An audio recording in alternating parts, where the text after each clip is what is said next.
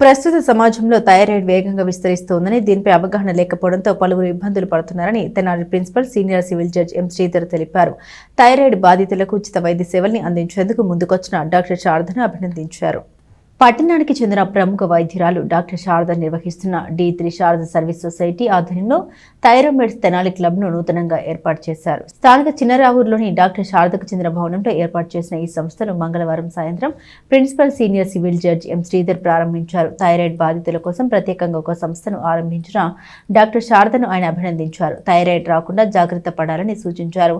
దైనందిన జీవితంలో బయట ఆహారం తీసుకునేటప్పుడు జాగ్రత్త పాటించాలని, మితాహారం తీసుకోవాలని, వైద్యుల సలహాల్ని పాటించాలని ఆయన సూచించారు. డాక్టర్ శారద మాట్లాడారు.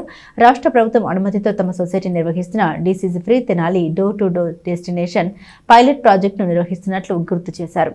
అందులో భాగంగా నిర్వహిస్తున్న స్క్రీనింగ్ పరీక్షల్లో మహిళ థైరాయిడ్ వంటి జబ్బులతో నిశ్శబ్దంగా పోరాడుతున్నారని గమనించినట్లు తెలిపారు. వీరందరికీ ఒక మార్గం చూపాలనే ఆకాంక్షతో ఈ సంస్థను ప్రారంభించినట్లు వివరించారు. థైరాయిడ్ ఉన్నవారికి మందులు ఉచితంగా అందిస్తామని, జీవన శైలిలో చేసుకోవాల్సిన మార్పులపై వైద్య సలహాలు ఇస్తామని వివరించారు. ఈ కార్యక్రమంలో endo gynaecologist doctor B Bharani, మండల తహసీల్దార్ కెవి గోపాలకృష్ణ, విశ్రాంత ప్రిన్సిపల్ గుత్తా వెంకటరత్నం పాల్గొన్నారు.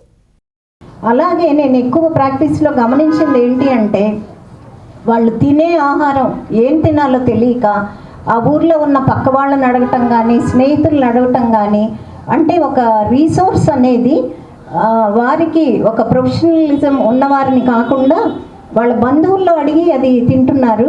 దాని మూలాన్ని ఏమవుతుందంటే రక్తహీనత వచ్చేసి ఆల్రెడీ ఈ థైరాయిడ్ మందులు వాడటము, ఫ్యాటీగా ఉండటము, ఈ రక్తహీనతతోటి వాళ్ళ కాళ్ళకి నీరు వచ్చి నడవలేక కీళ్ళన్నీ అరిగిపోయి కీళ్ళు మార్పిడి ఆపరేషన్కి వెళ్ళిపోతున్నారు.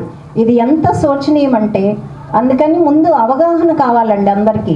ఆ అవగాహన తెలిసినప్పుడు వారికి వారు సెల్ఫ్ కేర్ టెక్నిక్స్ కనుక అవలంబిస్తే ఈ డాక్టర్లకి వెళ్ళి తర్వాత హాస్పిటల్స్ చుట్టూతా వీరు వెచ్చించే ధనం కూడా తగ్గిపోతుంది. ఇప్పుడు మేడం నేను వచ్చేటప్పుడు కొత్తలో కొన్ని వేల మొక్కలు పంచారు ఆవిడ. అంటే ఆ మొక్కలు పంచడమే కాదు, మొక్కలు తీసుకోవడంతో పాటు అన్ని సంరక్షణ చేయడం అనేది ఇంపార్టెంట్. అది ఎన్ని సంరక్షణ అవుతాయని ఆవిడకి తెలుసు.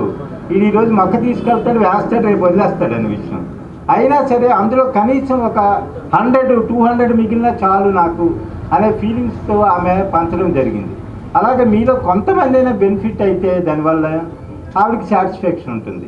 టీచర్కి అలాగే ఒక స్టూడెంట్ బాగుపడిన హ్యాపీ ఫీల్ అవుతారు. అందుకు మీరు ఎట్టి పరిస్థితుల్లో మీరు నిర్లక్ష్యంగా ఉండకండి ఈ వ్యాధి పట్ల. ఎందుకంటే ఇది కనిపించదండి. థైరాయిడ్లో ఏముంటుందంటే అప్పుడప్పుడు అది పెరిగింది అనుకోండి, రిమూవ్ చేయాల్సిన పరిస్థితి కూడా వస్తుంది. అంతకన్నా ఇబ్బంది. ఎందుకంటే మా ఫ్రెండ్ జ్యుడిషియల్ ఆఫీసర్ అని, అతను తెలుస్తుంది కదా ఈ విషయాలన్నీ. అయినా సరే థైరాయిడ్ గ్రాంట్ తీసేవాళ్ళు.